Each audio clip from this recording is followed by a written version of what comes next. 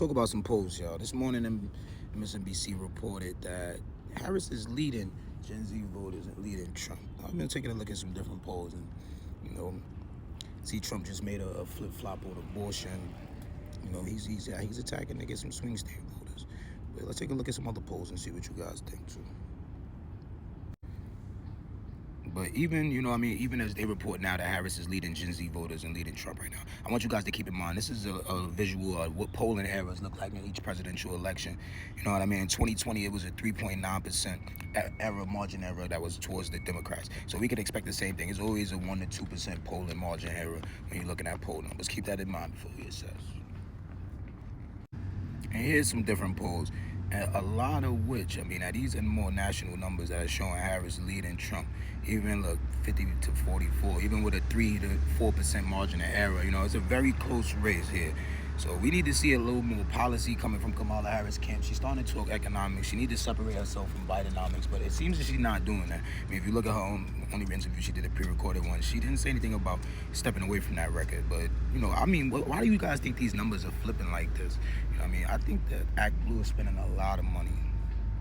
This poll is showing you right here that points and percentage points of people economic concern for this upcoming election. 2024, 41 points. The last time we see something like that was in 2012, and that was following a 60 point, back in 2008. Now this is Obama era when we had some big recessions.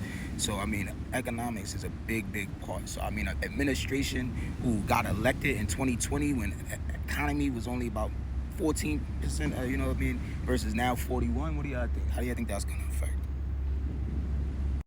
And looking at economic concern, we also got to look at economic confidence. Now, as you can see, 2024, we're looking at negative 27 points. I need to fix this one because, man, I tell you, in 2008, it was about negative 60 some odd points. So we seeing something here, we're looking like another 2007 recession. But as you can see in 2020, there's a lot more confidence in the American economy. So 72 points. This is economic concern, and versus 2004 George Bush term versus 08 after the 2007 major crash. Let's take a look at presidential and Compton presidential approval ratings. Even Trump had a bigger. That's surprising to me. I thought that Biden was, but more recently we've seen a very large decline in people, his supporters, everybody over the last year realizing that it's money, guys. Money is the reason why. Because if we look at the polls, we can see where Biden and Trump, where Trump was leading Biden. Now, if you look here, ActBlue's raised over $2.2 billion. Win Red is the biggest Republican PAC, and they've raised like $920 million. Now, this is what they've raised so far. Now, pay attention to what they've raised versus what they've spent. Now, these are the top 20 PACs. Now, we're looking at a few of them right here. All right. Now, let's check out the total amount spent. ActBlue has spent basically every dollar they raised this cycle, besides $9 million, they raised $2 million 30. $2 billion. Now look at Win Red. Win Red has spent a lot of the money that they've raised as well, but they haven't made as big of an expenditure. Why so much spending by ActBlue? Now I think that this has a lot to do with why the polls are shifting, and we haven't seen a lot of policy coming from Kamala's camp yet, versus one pre-recorded interview, one teleprompter, address at the DNC. But the ActBlue, the biggest Democratic super PAC, is spending a lot of money. Now, this is showing you what these top 20 PACs, the top 20 PACs are spending on. Now, pay attention here. Make America Great Again, Inc. is actually Trump's own PAC. And his PAC has spent almost $200 million on independent voters. After he got the RFK Jr.